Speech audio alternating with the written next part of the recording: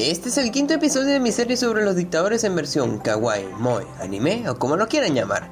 Francisco Franco Bahamonde nació el 4 de diciembre de 1892 en el Ferrol, España.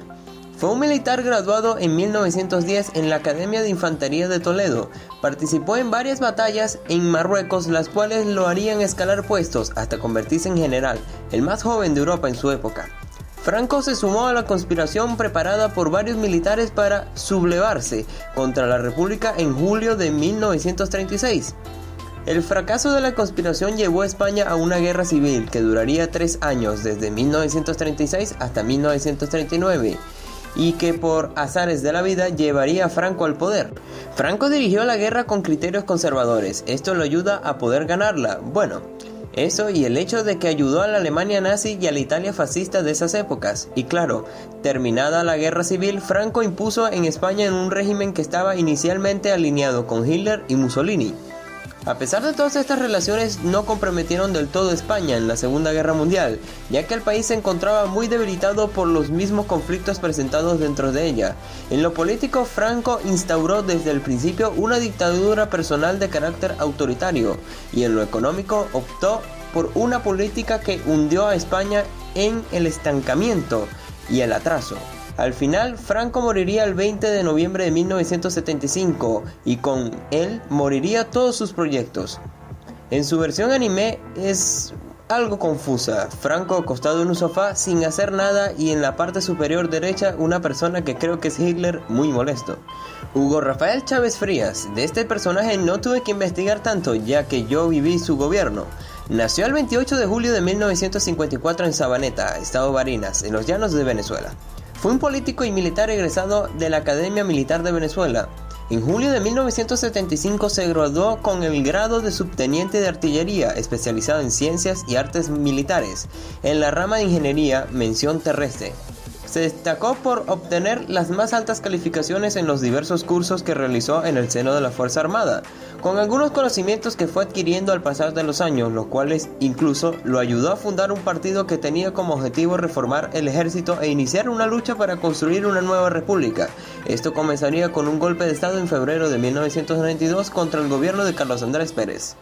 Chávez establece su centro de operaciones en la sede del Museo Histórico Militar, mientras que sus fuerzas toman la estación estatal venezolana de televisión. Otros grupos se enfrentan a la Guardia Nacional de Venezuela en La Casona, mientras que otros intentaron tomar el Palacio de Miraflores, sede del gobierno de Venezuela.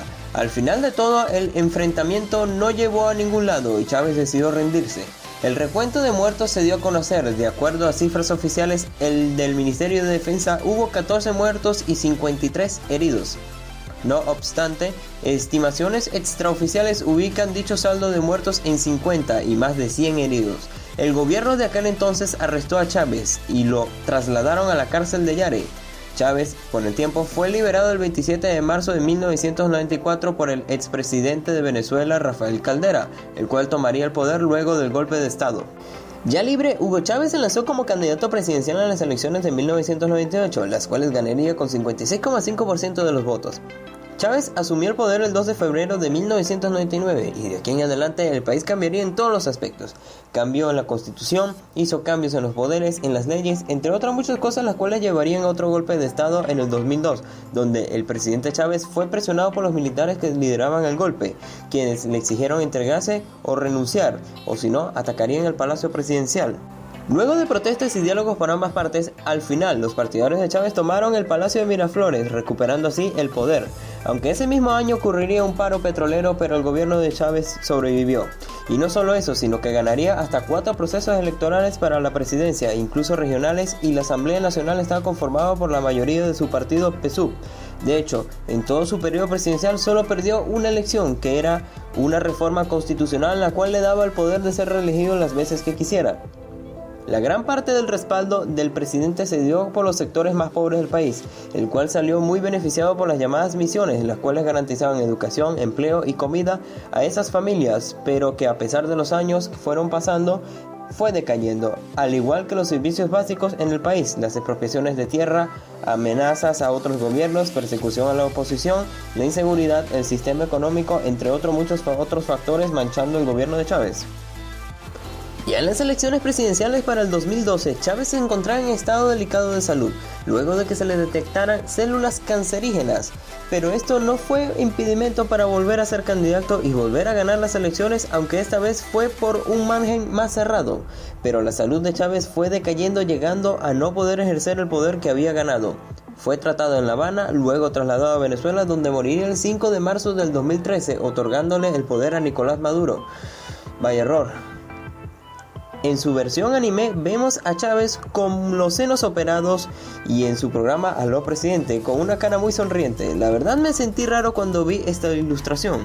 Saddam Hussein es nuestro próximo dictador. Nació en Tikrit, Irak. En 1937 fue un político iraquí. Estudió en las universidades de Bagdad y El Cairo y en 1957 se afilió al partido político Baas. Pero su radicalismo nacionalista lo llevó a atentar contra la vida de Abdul el Karim Qasem, quien era primer ministro de Irak en 1959, por lo que fue exiliado, aunque poco tiempo después regresaría a la política y tomó parte del golpe de estado de 1968, pero solo fue hasta 1979 cuando fue nombrado presidente de la República de Irak. Al año siguiente, con el propósito de eliminar las amenazas de Khomeini, quien era el líder político espiritual de la revolución islámica, atacó a Irán, lo que desencadenó la guerra con este país. Tras 8 años de conflictos, Irak se declaró vencedor de esta guerra. En 1990, Saddam Hussein, tras solicitar en vano un aumento del precio del petróleo que le hubiese reportado las divisas necesarias para paliar la difícil situación económica, invadió Kuwait, reclamando antiguos derechos sobre este territorio. Tal violación de derechos internacionales provocó la condena de las potencias occidentales, que vieron peligrar además de sus intereses económicos y estratégicos en la zona, y como resultado desembocó la llamada Guerra del Golfo. Y no solo eso, sino que estaba en guerra contra los kurdos en el norte y los chiíes en el sur. Tras los atentados del 11 de septiembre del 2001, el régimen de Saddam Hussein se convirtió en uno de los objetivos prioritarios de la administración estadounidense, y en el 2003, Estados Unidos iniciaría una ofensiva sobre el territorio iraquí, y el 9 de abril de ese mismo año cayó su capital, Bagdad, y con ella el régimen de Saddam Hussein y su captura, la cual tuvo lugar el 13 de septiembre de ese mismo año. El 5 de noviembre del 2006, el tribunal decretó la pena de muerte en la horca para el exmandatario, la que se hizo efectiva el 30 de diciembre del mismo año en Bagdad, y el resto es historia. En su representación gráfica, Saddam porta su característico uniforme militar, mientras carga una de las armas más populares de Irak, una Kalashnikov, pero esta es dorada. Y nuestro último dictador es Jomo Kenyatta. Nació en Kiambu, Kenia, en 1893. Fue el primer presidente de Kenia. Inició sus actividades nacionalistas contra la denominación colonial británica en 1922, defendiendo a su tribu los Kikuyu de los abusos de los colonos blancos. Fue elegido presidente de su partido en 1947 y los británicos le encarcelaron en 1952 como consecuencia de una rebelión Mau Mau, un movimiento violento de campesinos en el cual no tenía responsabilidad alguna. Esto acrecentó su popularidad como mártir de la causa nacional. Cuando recobró la libertad en 1961 fue elegido presidente. Luchó desde sus inicios por la independencia de Kenia y obtuvo la autonomía de su país en 1962 y la independencia en 1963. Luego resultó elegido presidente de la República en las primeras elecciones del país independiente celebradas en 1964. Pero claro, recordemos que es un dictador. Su política económica liberal hizo aumentar las desigualdades sociales. La oposición populista fue reprimida, la corrupción, la violencia política, el autoritarismo presidencial y el favoritismo hacia los Kikuyu marcaron la larga presidencia de Kenyatta. A pesar de todo esto, moriría en el poder en 1978 en Mombasa. En su ilustración vemos cómo el Reino Unido le arrebata bloques de tierra y Kenyatta se encuentra llorando en el suelo con una Biblia y 2 leones, los cuales son símbolo nacional de Kenia, y porta su vestimenta habitual. Interesante en realidad. Y bueno, este fue todo el video sobre los dictadores en versión anime. Les recuerdo que las biografías que narro en este video no son completamente la historia de los dictadores, sino un resumen del mismo. También les recuerdo que este video se hace basándonos en un libro de historia japonés y no se busca ofender a nadie, y que las ilustraciones al final son simplemente para ver de otra manera a estos dictadores. Deja tu comentario de cuál fue tu ilustración favorita.